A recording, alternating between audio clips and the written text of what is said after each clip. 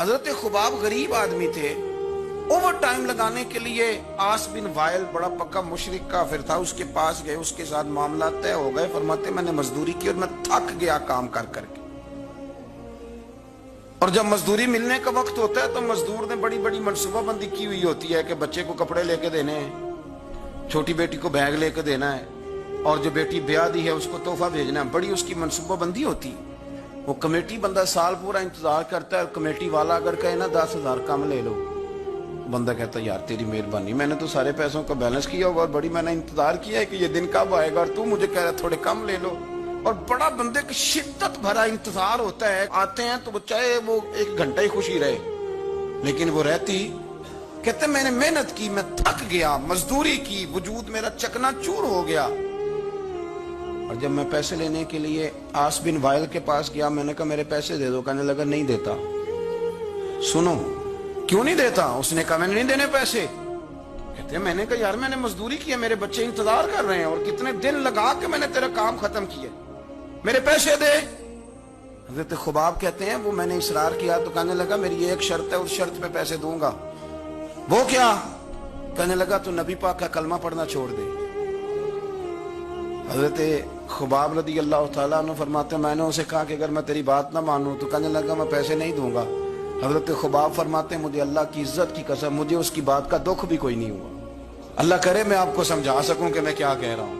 और यार बंदे का दिल टूट जाता है, इंसान कमजोर पड़ जाता है, मायूसी होती है। लेकिन फरमाते मुझे कोई मायूसी, कोई परेशानी, कोई तकलीफ। और शारहीन ने लिखा है कि वो फरमाते मैं वापस आया तो एक सहाबी मुझे कहने लगे 2 मिनट के लिए क्या ही देना था, पैसे तो ले लेते। इस्लाम हिकमत का भी तो सबक देता है ना। और मैंने कहा छोड़ो, 4 पैसों के लिए मैं 2 मिनट के लिए भी मदीने वाले रसूल का इनकार नहीं कर सकता। 2 मिनट के लिए भी इनकार नहीं कर सकता। पैसों का क्या है, अल्लाह फिर अता कर देगा। हजरत सुहैब बिन सन्नान रूमी हुजूर के सहाबी हैं, रूम से मक्के आए थे और बड़ी मुशक्कत करके माल कमाया। बहुत सारे लोग मेहनत करके भी कमाते हैं, चले कुछ लोग गलत तरीके से भी पैसा जमा करते हैं, लेकिन एक बहुत बड़ी तादाद उन लोगों की जो मुशक्कत भी करते हैं। और मैं कई ऐसे लोगों को जानता हूं जो बड़े मालदार हैं पर सवेरे अपने मजदूरों से पहले उठते हैं, जाके ड्यूटी करते हैं, काम काज करते हैं, करना पड़ता है। और वो कहते हैं ना पहुंचे तो मजदूर काम ही नहीं करते। ये सारे काम वो करते हैं, मुशक्कत के साथ आगे जाते हैं। और फिर उनको ना वो जो आशियाना उन्होंने बनाया होता है, और आदमी छोटे लेवल से ऊपर जाए तो उसने जो कि हर चीज खुद मैनेज की होती है, उसे बड़ा प्यार हो जाता है अपने आशियाने से, उस गुलदस्ते थे कि मैंने यार एक गरीब आदमी थे, मेहनत की, जद्दोजहद की, मक्के आके माल कमाया,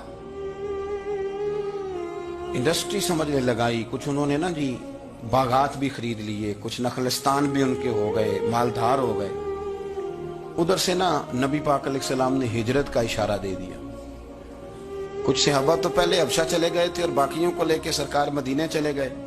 अब मक्का शरीफ में रहना दुरुस्त ही ना रहा मुसलमानों के लिए। आप बड़ी तवज्जो से इस बात को समझे कि हजरत सुहैब एक मालदार आदमी, और मालदार बंदे का कारोबार छोड़ के, इंडस्ट्री छोड़ के, इलाका छोड़ के हिजरत करना, ये एक बड़ा कठिन मसला है। हजरत सुहैब इब्ने सन्नान रज़ी अल्लाह तआला उन्होंने चंद दिनों के अंदर अंदर सारा कुछ समेटा।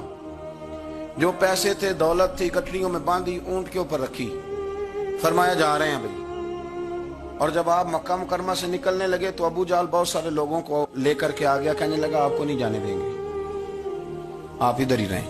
और यहाँ एक मैं मुआशी बात भी कर दूं, हमारे हुक्मरान मईशत की बड़ी बात करते हैं। अबू जाल जाहिलों का बाप था और उसे भी इतना पता था कि इन्वेस्टर को मुल्क से भगाया नहीं जाता, ये उसे भी पता था। उसने हजरत सुहैब इब्ने सन्नान को ये ऑफर दी, ये वाहिद बंदा जिसे ऑफर दी। कहने लगा सुहैब हम तुम्हें तंग नहीं करते, तुम मक्का शरीफ में रह के अपनी मर्जी की नमाजें पढ़ो, अपने तरीके पर इबादत करो, पर मक्का छोड़ के ना जाओ।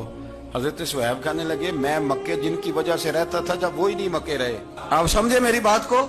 उसने कहा आप रहें जैसे दिल करे, मक्के में काबे में इबादत करें। तो हजरत सुहैब फरमाने लगे मेरे नबी पाक गए हैं मक्के से चले, हुजूर पहुंच गए मदीने में, अब तू मुझे काबे की कुंजियां भी दे दे तो फिर भी मक्के में नहीं रहूंगा, मदीने ही जाऊंगा। तो कुंजियां भी दे, हाजियो आओ शहनशाह का रोजा देखो, काबा तो देख चुके अब काबे का भी काबा देखो। फरमाया मैं नहीं रहता, अब मैं जाऊंगा।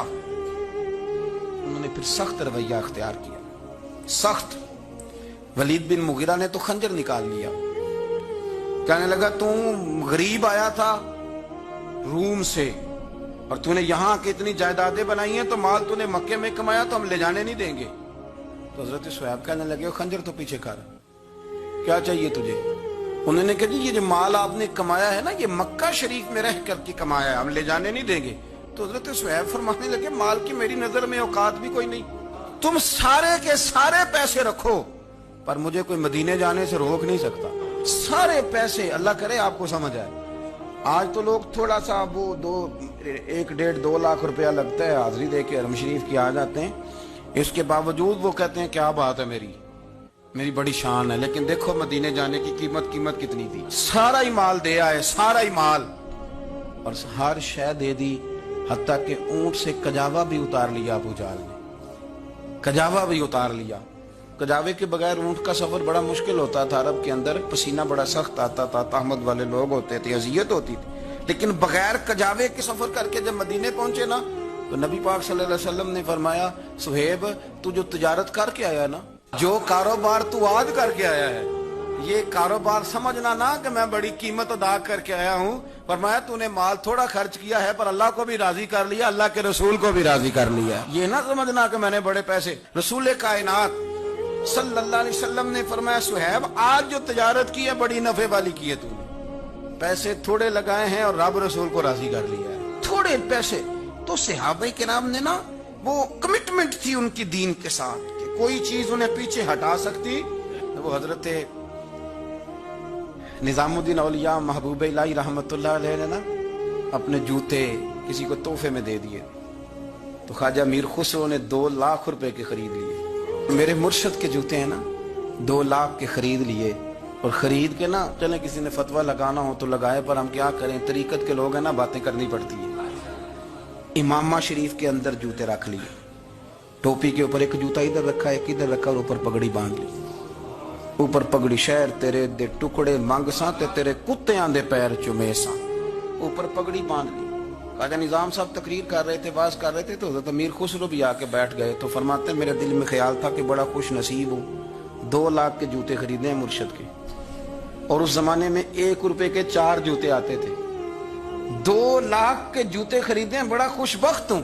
تو خواجہ صاحب تقریر کرتے کرتے میری طرف منہ کر کہنے لگے امیر خسرو جتنا تیرا میرا پیار ہے نا، تو نے کوئی قیمت نہیں ڈالی، ویسے تو کو ساڈا مول نہیں پایا، بس 2 لاکھ اتنا تیرا میرا پیار ہے۔ اب آپ کو میں کیسے سمجھاؤں کہ یہ بھی ایک مزہ ہے، یہ بھی ایک وادی ہے، اور یہ بھی ایک کیفیت ہے، جو اتر جاتا ہے وہ اس کو تھوڑا سا سمجھ جاتا ہے کہ تو ساڈا کو مول نہیں پایا بیلیا 2 لاکھ۔ حضرت امیر خسرو رو پڑے، کہنے لگے حضور میں بیکاری سا بندہ ہوں، جیب میں تھے ہی 2 لاکھ، غریب سا آدمی ہوں، تھے ہی 2، سونیا زیادہ ہوتے تو میں زیادہ پیش کرتا، تھے ہی اتنے جتنے تھے، میں نے نظر